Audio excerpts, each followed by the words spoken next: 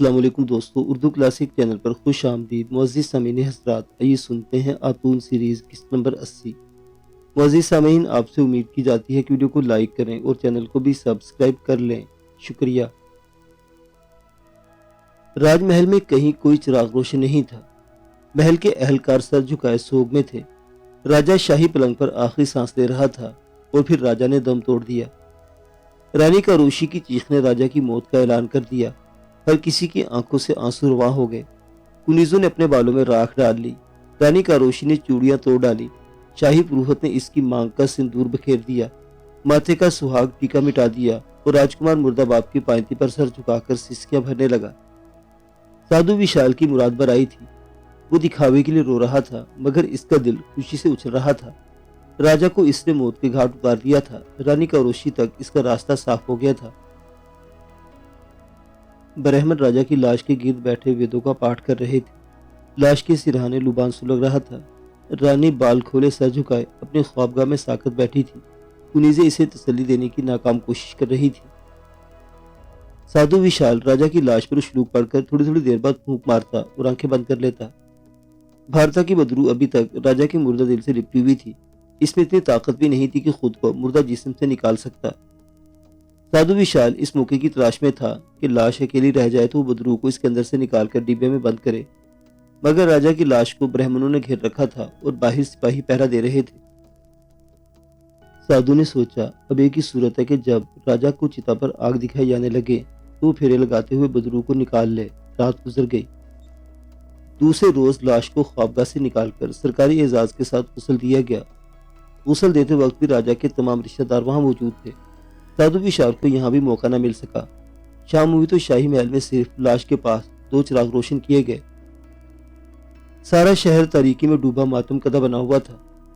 इस वक्त गगन मंडल के देवताओं ने इंद्र के हुजूर प्रार्थना की और इंद्र देवता के हुक्म से बादल घिर घिर कर आए और बारिश शुरू हो गई। राजा की लाश छत्र वाली अर्थी पर डालकर शाही मरघट की तरफ रवाना हुई। पीछे का हुजूम बारिश में अश्कबार बैन करता चला रहा था। साधु विशाल अर्थी के साथ साथ चल रहा था। मरघट के ऊंचे मचान पर चिता तैयार थी। चंदन की लकड़ी को केसर में भिगो दिया गया था। राजा की लाश चिता पर रख इस पर लकड़ियां चुन दी गई। बारिश की वजह से अंतिम संस्कार में देर हो गई। इस वक्त साधु विशाल ने अपनी तरफ से इंतहाई चालाकी और मौका शनासी का काम लेते हुए ऐलान किया कि बारिश रुकने का इंतजार किया जाएगा। इसे लोग मरघट की कोठरी में जाकर बारिश रुकने का इंतजार करें।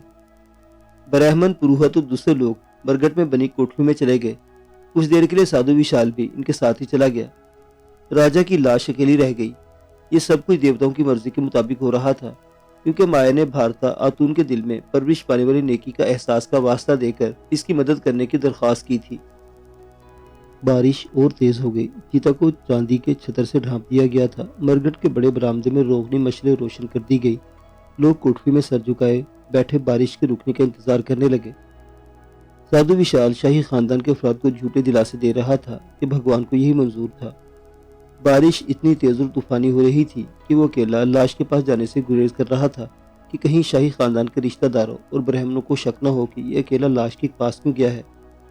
लेकिन वो अंदर से मुतमईन था। राजा मर चुका था, इसका रास्ता साफ हो चुका था और बदरू को थोड़ी देर बाद भी निकाल सकता था। मगर राजा की लाश के पास क्या हो रहा था, इसकी साधु विशाल के फरिश्तों को भी खबर ना थी। अंधेरी रात और तूफानी बारिश में चिता के शाही छत्र के नीचे राजा की लाश के पास पदम नाग और माया गैबी हालत में मौजूद थे। वो किसी को दिखाई नहीं दे रहे थे। पदम नाग एक स्याह सांप की शक्ल में फन उठाए लाश के सिराने कुंडली मारे बैठा था। भारता की बदरू राजा की लाश के अंदर इसके खामोश और साकित दिल से लिपटी हुई थी। वो काले इल्म के तिलिस्मी मंत्रों में जकड़ी हुई थी और अपनी जगह से हरकत नहीं कर सकती थी। देवी माया ने गुरु गोरखनाथ को याद किया और इसके हुक्म से अपने हाथ में पकड़े हुए त्रिशूल का रुख राजा की लाश की तरफ कर दिया। त्रिशूल की नोक से रोशनी की एक लहर निकलकर राजा की लाश से टकराई। इस रोशनी को सिवाय माया देवी और पदम नाग के कोई भी न देख सका।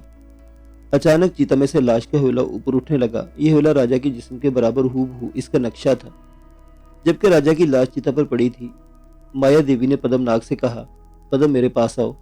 पदम नाग उछलकर माया देवी के कांधे पर जा बैठा, क्योंकि माया देवी को देख सकता था। राजा की लाश का हवेला सिमटकर रुई के छोटे से गाले की तरह हो गया। माया देवी ने इसे अपने हाथ में थाम लिया और फजा में बुलंद होकर बारिश और अंधेरे में मरघट के दरख्तों के ऊपर उड़ती दूसरी तरफ निकल गई।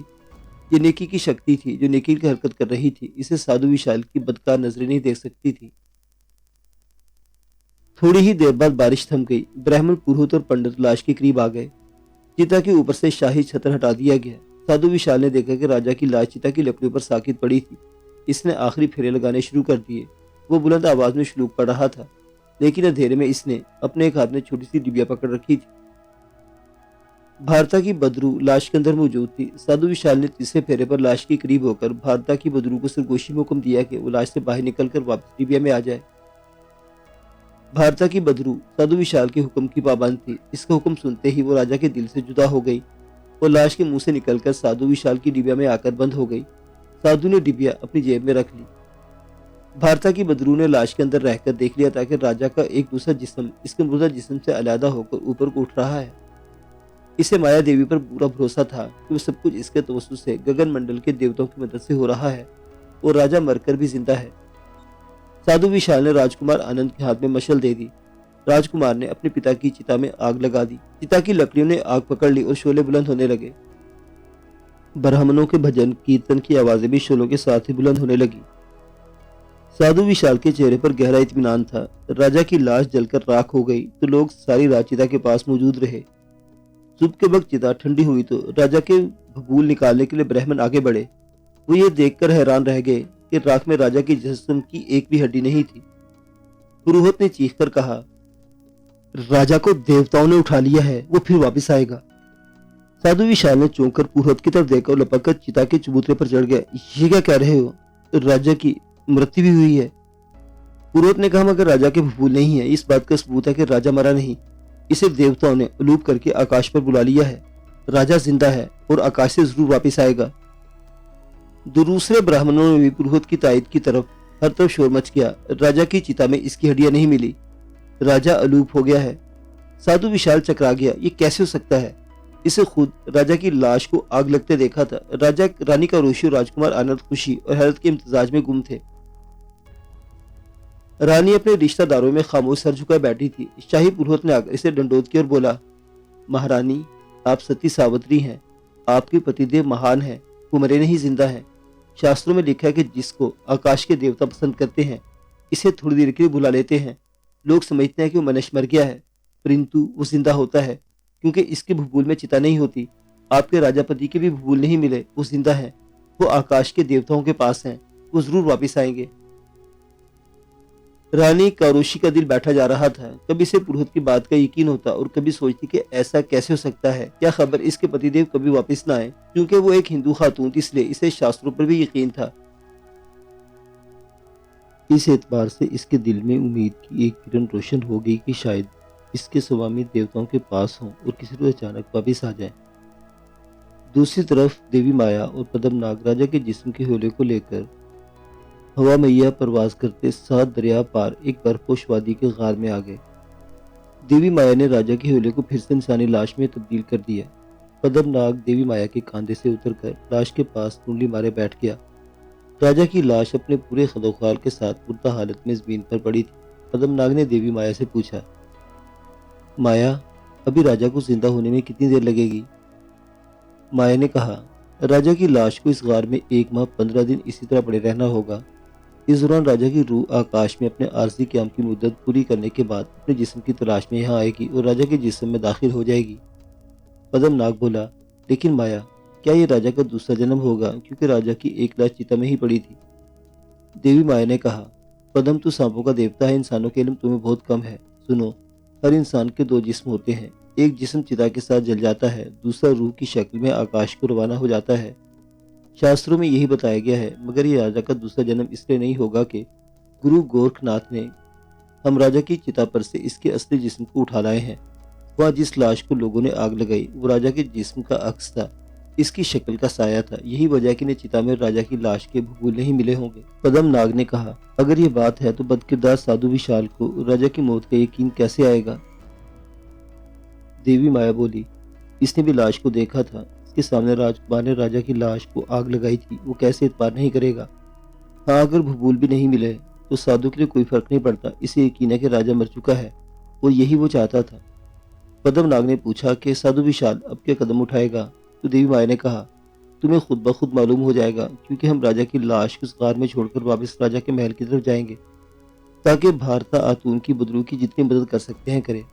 देवी माया ने पद्मनाग के साथ मिलकर राजा की लाश को पत्थरों से अच्छी तरह ढांपकर बर्फ के तोदों से गार का मुंह बंद कर दिया और राजमहल की तरफ चल पड़े।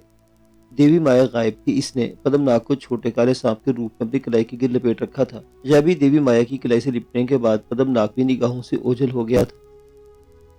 राजा के महल के शाही बाग की एक बारादरी में देवी माया और पद्मनाग उतर पड़े।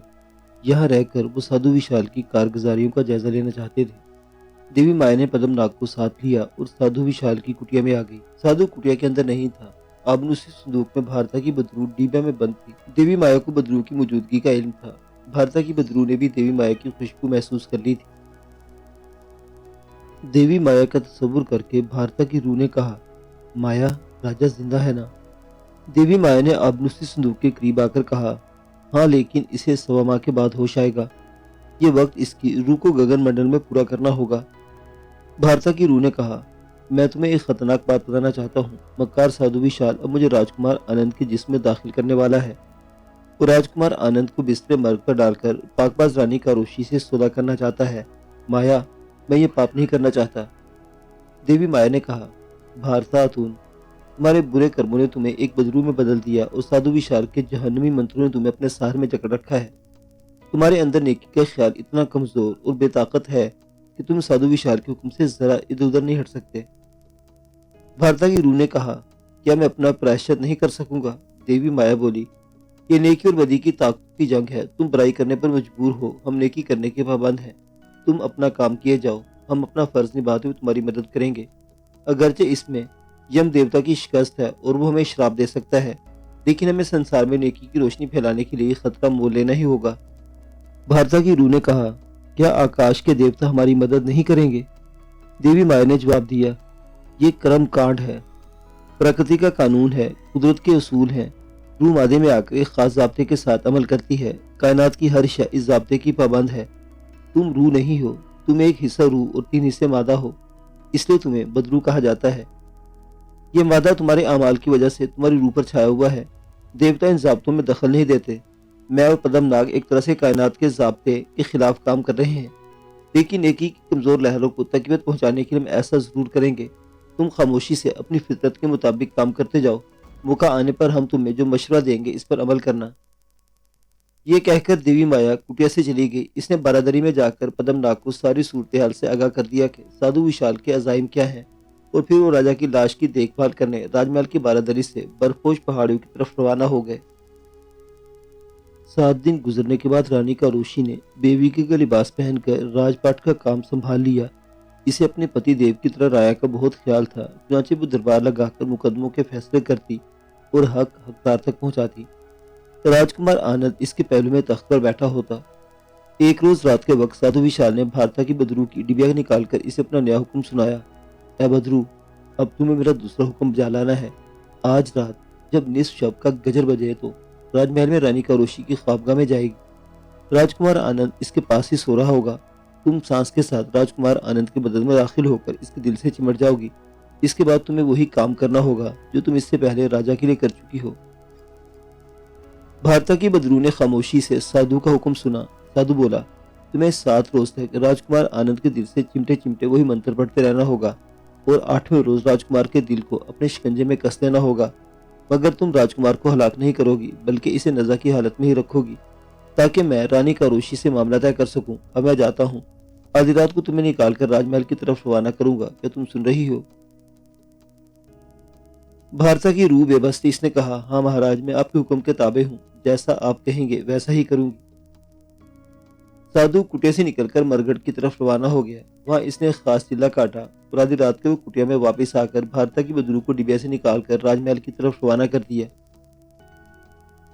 भारता की रूह नजर न आने वाले नस्वारी रंग के मरगुले की शक्ल में रानी की ख्वाबगाह में दाखिल हो गई। शम्मा की धीमी रोशनी आलीशान ख्वाबगाह में फैली थी। रानी कारोशी के पास ही इसका इकलौता बेटा राजकुमार आनंद बेखबर सो रहा था। रानी कारोशी भी गहरी नींद में थी। भारता की बदरू के अंदर नेकी की ताकत ने इसे रोका, मगर बुराई का अमल इस कदर तेज और ताकतवर था कि बदरू बेइख्तियार और बेबस होकर राजकुमार के सांस के साथ इसके जिस्म में चली गई। राजकुमार के साथ भी वही हुआ जो इससे पहले इसके बाप के साथ हो चुका था। राजकुमार हड़बड़ाकर उठ बैठा। रानी करोशी भी जाग पड़ी। अपने बेटे को तकलीफ में देकर इसके होश गुम हो गए। शाही तबीब और राजवेद को फौरन बुलाकर इलाज शुरू किया गया, मगर राजकुमार की बीमारी यूं की त्यों ही रही। रानी कारोशी पर गम का पहाड़ टूट पड़ा। इसे खौफ था कि कहीं इसका इकलौता बेटा भी मौत के मुंह में न चला जाए। 6 रोज गुजर गए। भारता की बदरू राजकुमार के दिल के साथ चिमटी से वक्फे वक्फे से खींच रही थी। राजकुमार आनंद को गशी के दौरे पड़ने लगे। अब साधु विशाल ने अपने तरकश का सबसे कारी तीर कमान पर चढ़ाया और रानी कारोशी से जाकर अर्ज की, महारानी, मैं तन्हाई में राजकुमार के रोग के बारे में आपसे कुछ बातें करना चाहता हूँ। रानी कारोशी हर कीमत पर अपने इकलौते राजकुमार की सेहत चाहती थी। वो साधु विशाल को लेकर कमरा खास में आ गई। कहो गुरुदेव, आप क्या कहना चाहते हैं? साधु विशाल ने रानी कारोशी के सरापा पर एक उचटती हुई निगाह डाली और बोला, महारानी साहिबा, राजकुमार को भी वही रोग है जिसने राजा की जान ली थी। रानी कारोशी का दिल बैठ गया। इसने हाथ बांधकर कहा, महाराज ऐसा न कहें। मेरे बच्चे को किसी तरह ठीक कर दे तो मेरी जिंदगी और खानदान का आखिरी सहारा है। साधु विशाल खामोश हो गया। इसने आंखें बंद कर ली। रानी कारोशी इस मुकाम की तरफ आ रही थी जहां वो इसे लाना चाहता था। साधु विशाल ने मुंह ही मुंह में चंद उछलूक बड़बड़ाए और आंखें खोल दी। इसकी बेबाक नजरें रानी के चेहरे पर जमी थी। रानी कारोशी, मैं अभी थोड़ी देर पहले शाही मरघट में ज्ञानदान में मसरूफ था। ये समाधि मैंने राजकुमार के रोग को दूर करने के लिए लगाई थी। रानी कारोशी ने बेताब होकर पूछा, क्या मेरे पुत्र का रोग दूर हो जाएगा? साधु विशाल ने गहरी आवाज में कहा, जरूर दूर होगा रानी, लेकिन एक शर्त तुम्हें पूरी करनी होगी, क्योंकि यही गगन मंडल के देवताओं की मर्जी है। वो क्या शर्त है महाराज, मुझे बताएं, मैं इसे जरूर पूरा करूंगी। साधु विशाल ने अपनी गुनाह आलूद निगाहें रानी कारोशी के पाकीज़ा चेहरे पर जमा दी और कहा, सुनो रानी, ये देवताओं का हुक्म है। अगर तुमने ये हुक्म न माना तो तुम्हें अपने राजकुमार की जिंदगी से हाथ धोना पड़ेंगे। रानी कारोशी का दिल डूब गया। इसने हाथ बांधकर कहा, महाराज ऐसा न कहें, मैं देवताओं के हुक्म को स्वीकार करूंगी। मैं इनके हुक्म को जरूर मानूंगी। आप फरमाएं, मुझे क्या करना होगा? साधु विशाल ने अपना बाजू हवा में बुलंद कर बोला, रानी कारोशी, तुम्हें खुफिया तौर पर मुझसे ब्याह करके राजपाट के सारे अहकाम मेरे मशवरे से सादिर करने होंगे। रानी कारोशी सन्नाटे में आ गई। इसे साधु विशाल की बदनिगाही और बदनीति का पहले ही से शक था। अब जब इसने अपने नापाक इरादे का इजहार कर ही डाला तो रानी कारोशी अपनी जगह से हिल गई। इसका चेहरा गुस्से से तमतमा उठा। गुरुदेव, अगर आप मेरे पुत्र के गुरुदेव न होते तो मैं आपको इसी जगह जिंदा जमीन में गड़वा देती। अब आप यहाँ से निकल जाए। रानी कारोशी वापस मुड़ी तो साधु विशाल ने बुलंद आवाज में कहा, रानी कारोशी, तुम आकाश के देवताओं का मुकाबला नहीं कर सकती। याद रखो, अगर तुमने मेरी बात ना मानी तो 2 रोज के बाद राजमहल में तुम्हारे राजकुमार की लाश पड़ी होगी। बेटे की मौत का सुनकर रानी कारोशी के कदम वहीं रुक गए। वो अपना दिल थाम कर रह गई। साधु विशाल ने दूसरा तीर चलाया। रानी कारोशी, जरा सोचो, ये तुम्हारे इकलौते राजकुमार की जिंदगी और मौत का सवाल है। इससे पहला राजा इस मर्ज में मर चुका है। जो देवताओं ने प्रकाशिक होकर तुम्हें चुनौती देने के लिए कहा है। चाहे तुम लाख इलाज कराओ, मुल्क मुल्क के वैद्यों को बुलाओ, जब तुम इनकी शर्त नहीं मानोगी तो राजकुमार जिंदा नहीं रह सकेगा। रानी कारोशी का चेहरा गुस्से से सुर्ख हो रहा था, मगर दिल अपने बच्चे की मौत के ख्याल से डूबा जा रहा था। वो पलंग की पट्टी पर बैठ के इसने अपना चेहरा हथेलियों में छुपा लिया और सिसके लेते हुए बोली, क्या आकाश के देवताओं को नहीं मालूम कि मैं एक बेवा हूँ और मैं अपने मरने वाले पति की अमानत हूँ? क्या आकाश के देवताओं का यही इंसाफ है? साधु विशाल बोला, रानी, ये गगन मंडल के भेद हैं। इन भेदों को तुम नहीं जान सकती। अगर तुमको अपने राजकुमार की जान अजीज है तो वही करो जिसका देवताओं ने तुम्हें हुक्म दिया है। मुझसे ब्याह करके राजपाट के काम मेरे मशवरे से चलाओ। देवताओं की खुशी और तुम्हारे पुत्र की जिंदगी इसी में है। रानी कारोशी को ऐसा लगा जैसे वो एक तारीख गली में बंद कर दी गई हो। वो देवी देवताओं को मारने वाली एक कदामत परस्त हिंदू औरत थी। देवताओं के हुक्म को भी नहीं टाल सकती थी और अपने राजकुमार की जान भी अजीज थी, लेकिन एक बेवा होकर वो साधु से ब्याह भी नहीं रचाना चाहती थी। साधु विशाल ने अपनी आवाज में देवताओं को रो पैदा करते हुए कहा, रानी कारोशी, तुम इस पर कल तक सोच विचार कर लो, लेकिन याद रखो, अगर तुमने इसका जिक्र किसी पुरोहित या शाही मंत्री से किया तो राजकुमार की मौत हो जाएगी। रानी कारोशी ने रोते हुए साधु विशाल दास के पांव पकड़ लिए। महाराज, मुझ पर दया करें, मुझे इतने कड़े इम्तिहान में न डालें। मुझसे मेरी जान ले ले, परंतु मेरे बच्चे को अच्छा कर दे। साधु ने अपने पांव पीछे कर लिए। कारोशी, तुम देवताओं का अपमान कर रही हो। मैं तुम्हें आखिरी बार कह रहा हूँ, अगर तुमने मुझसे ब्याह न किया तो राजकुमार मर जाएगा मैं तुम्हें कल शाम तक की मोहलत देता हूँ। ये कहकर साधु विशाल रानी कारोशी को रोता हुआ छोड़कर कमरे से निकल गया। मुअज़्ज़ज़ सामीन हज़रात, ये दास्तान अभी जारी है। बकिया वाक़यात अगली किस्त में देखते रहिए हमारा चैनल। अल्लाह हाफिज।